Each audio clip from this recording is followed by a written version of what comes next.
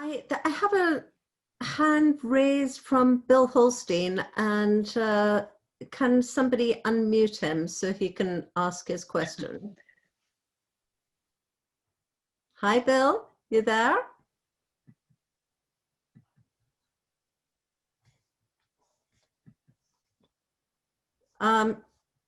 Sorry, I'm having trouble. Chad, can you unmute Bill, please?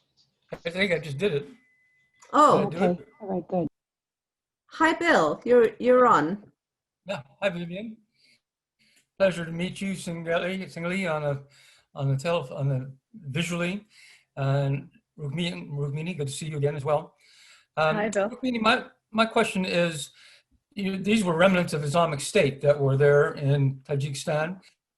Are they scattered throughout the region? Does Islamic State, you're one of the world's experts on Islamic State, do they have a chance to reconstitute themselves from these perches, these holds they have in different countries? Or you say they're still communicating with each other on channels. What is the state of play with them at this moment?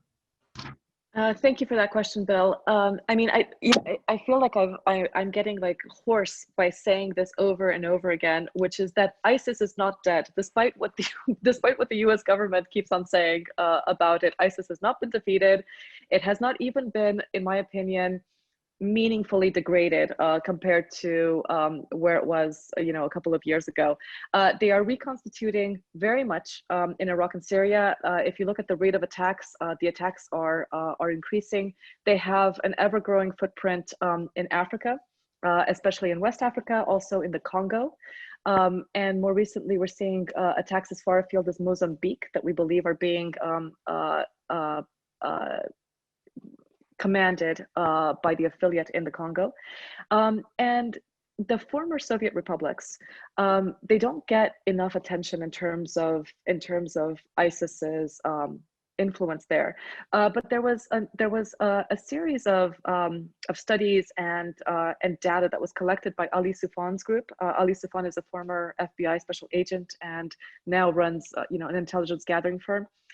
Initially, in the first wave of reporting about ISIS in 2014, 2015, the thought was that the bulk of their recruits were coming from North Africa, Tunisia, those kind of places.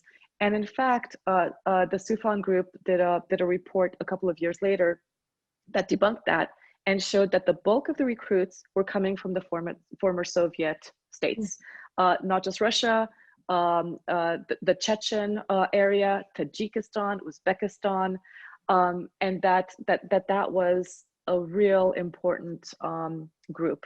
And you actually see it in ISIS's leadership ranks.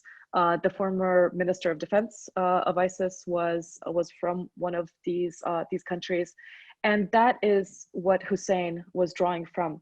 There were 5 attackers in Tajikistan. Of the 5, we believe that only Hussein traveled to Syria and fought with the group in Syria.